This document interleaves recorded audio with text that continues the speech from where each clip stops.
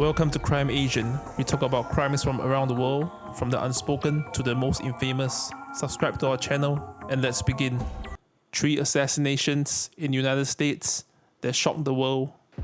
156 years ago, Abraham Lincoln was shot. Thanks to movies and TV, we all think we have a clear picture of the assassination of Abraham Lincoln on April 14, 1865.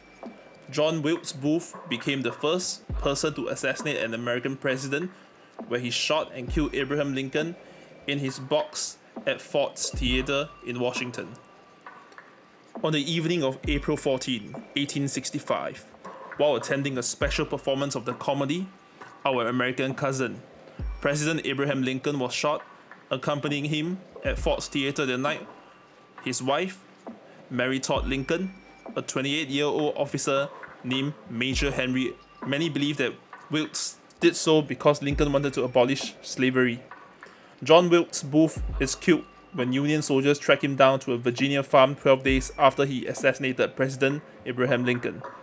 26-year-old Booth was one of the most famous actors in the country when he shot Lincoln during a performance at the theater on the night of April 14.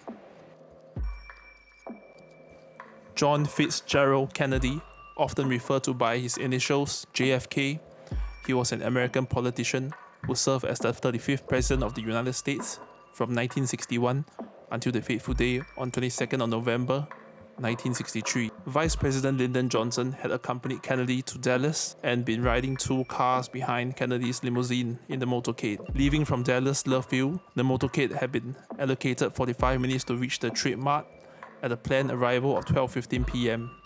First Lady of Texas turned to Kennedy, who was sitting behind her, and said, "Mr. President, you can't say Dallas doesn't love you."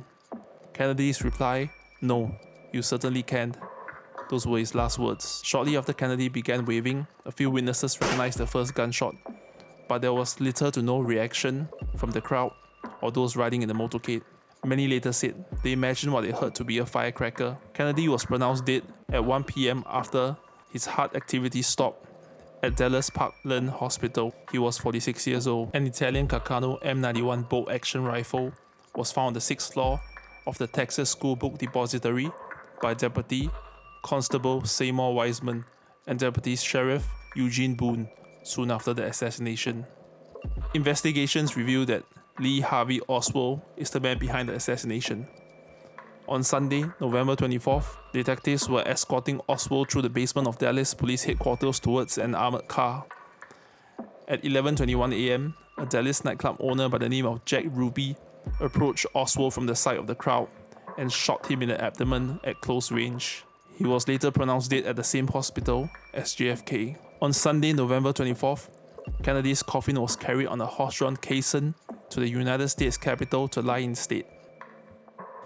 Martin Luther King Jr. was an American Baptist minister and activist who became the most visible spokesman and leader in the American Civil Rights Movement from 1955 until his assassination in 1968. Following JFK's assassination, King told his wife, "This is going to happen to me also. I keep telling you, this is a sick society." On Thursday, April 4th, 1968, King was staying in room 306 at the Lorraine Motel in Memphis. King was leaning over the balcony railing in front of room 306 and was speaking with Jesse Jackson when the shot was made. King was struck in the face at 6:01 p.m. by a single bullet fired from Remington Model 760 rifle. King was rushed to St. Joseph's Hospital where doctors performed resuscitation. He never regained consciousness and died at 7:05 p.m. Shortly after the shot was fired, witness saw a man later believed to be James Earl Ray across the street from the Lorraine Motel. Ray had been renting a room in the boarding house. Police found a package dumped close to the site that included a rifle and binoculars, both with Ray's fingerprints. A worldwide manhunt was triggered that led to Ray's arrest at London's Heathrow Airport 2 months later. On March 10, 1969, he pleaded guilty to the first-degree murder of Martin Luther King Jr. and he was sentenced to 99 years in prison at Brushy Mountain State Penitentiary in Penrose, Tennessee. On June 10, 1977, Ray and 6 other convicts escaped from the prison, but they were recaptured on June 13. A year was added to Ray's previous sentence, increasing it to 100 years. Hey, if you like this kind of educational videos about crimes around the world, please leave a comment, subscribe, click on the bell notification icon for the latest videos. If you're a big food lover like me, you should check out our food channel. I'll leave it in the description. See ya!